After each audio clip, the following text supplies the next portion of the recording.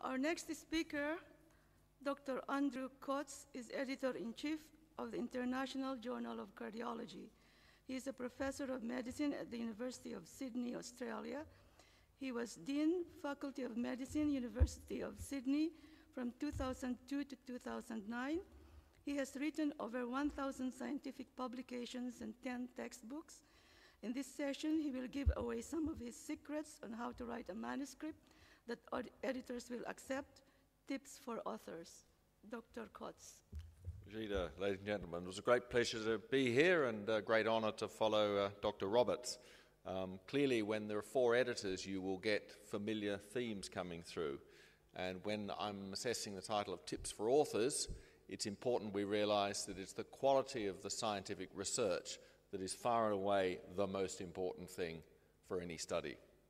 However, it's very important if you have quality research, you want to see it published and you want to see it read.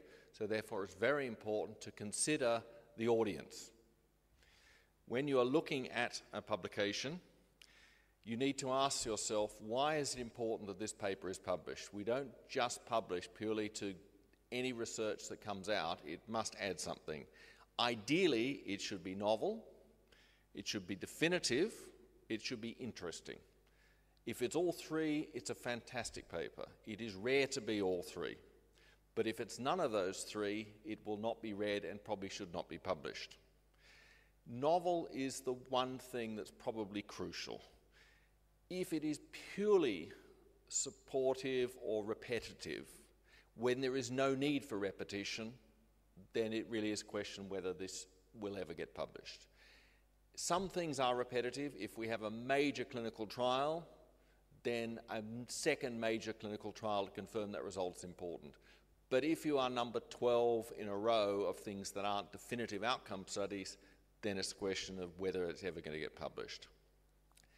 Things can be repetitive things can repeat previous studies if they've done it in a way that's better, if the methodology is more sound, if the numbers are greater, or if it's expressed, it answers problems in previous work. And Bill Roberts has already referred to that. The third one is, I think, the one that's absolutely crucial. It's you don't just put up data for the sake of putting up data and write endless introduction discussion. It's important that you think the audience want to read this. If information has to be transferred, it's important that the reader understands what you're trying to do. So, key considerations. There's a thing called an elevator pitch. And that is, and many of you will know that, if you have a very short opportunity to grab someone's attention and you want to transfer a message across, how can you do it? In 3 sentences. And when you've finished the paper, written according to Bill Roberts' very important result and advice, at the very end of it, realise some people will only read 3 sentences. And that might be the editor who first looks at it initially. The title is an important aspect. Then the first 2 sentences say why you did the study in the abstract and what the study was. And then often people will leap straight to the conclusions. What did you find? So it's very important that you understand what are the key 3 sentences I would do if I met Dr. Roberts, Dr. Rowland, or some other editor in an elevator and they said, I've got a paper and what we did was this and what it showed was that, and we think it's important because. If you cannot express the synthesis of your paper in those 3 sentences, you can't write a good paper, because it's when you realise those 3 powerful messages, then you will always come back to that and you'll make sure you write it in a way where those messages are clear. Often putting in more stuff is harmful. If it's boring or confusing, people lose focus. They either will not finish or they will not finish up understanding what your message was in the first place. There is an issue. We're very proud of the fact the International Journal of Cardiology is a very international journal. We accept and encourage different styles of expression. However, it must be clear, and so it's very important that the paper is reviewed by someone fluent or native in the language of publication, because it's very common to have to reject a paper because the language is confusing And reviewers, my observation is, get very angry if they don't understand or they see too many errors, and it's well worth it. It will save you a lot of time in the long run. It's not a thesis. It's not a definitive report of everything you could possibly say, so cutting out text is often the best thing you can do. The discussion, Bill's already mentioned quite a lot about that. It needs to be, and I really like his analogy of a tree, taking a few points out to the logical conclusion.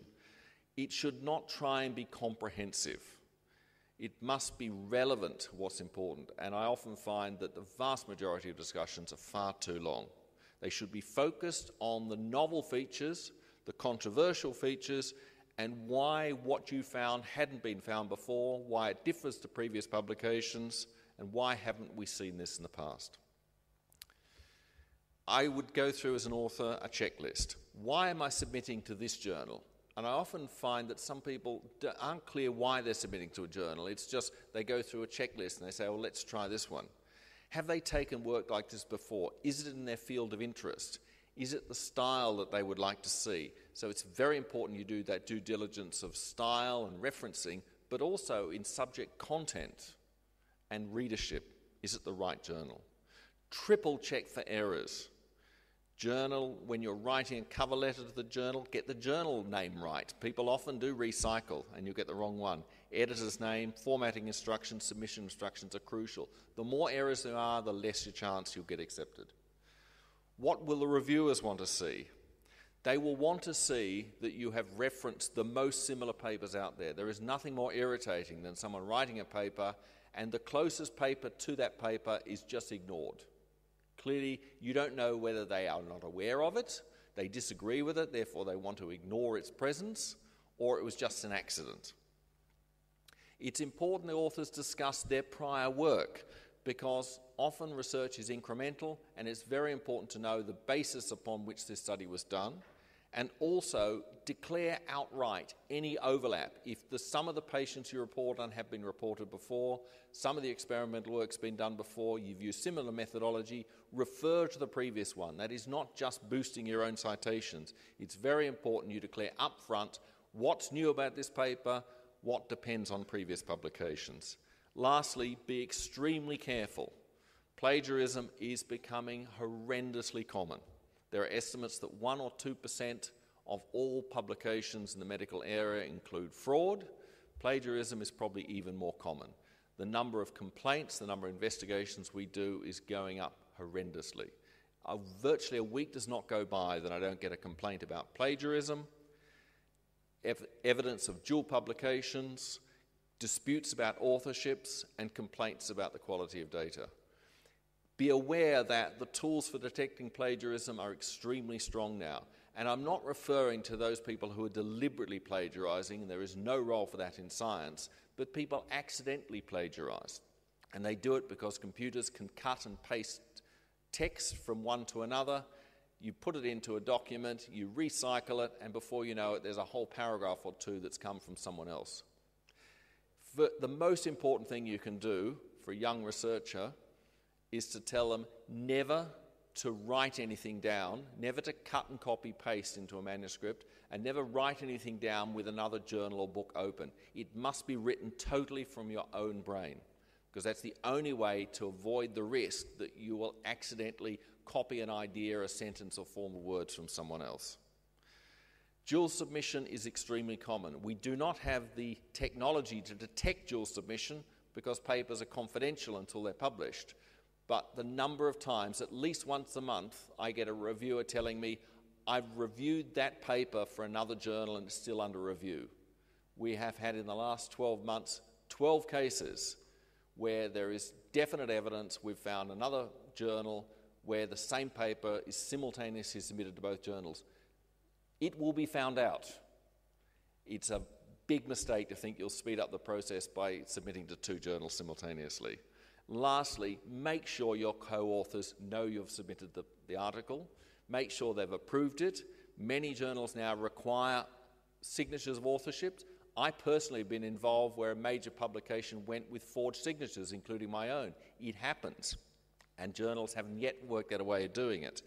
But the most common complaint we get is after a paper is published, someone says, I was an author, I didn't give approval, or I should have been an author and I wasn't mentioned, or people complaining about the order of authors. Get that absolutely sorted out first, because it causes enormous problems, and I think journal editors may soon be in a position of having to contact all authors of submitted manuscript to say, are you absolutely satisfied with this manuscript? Are you satisfied with the authorship? Are any authors not there?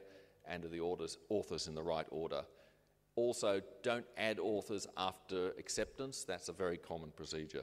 So it's a checklist of my personal bugbears of what authors do wrong, and if they do it right, then the good quality science will come through. This is just a way not to damage your publication. Thanks very much. Lastly, oh no, I'll skip that. Thank you.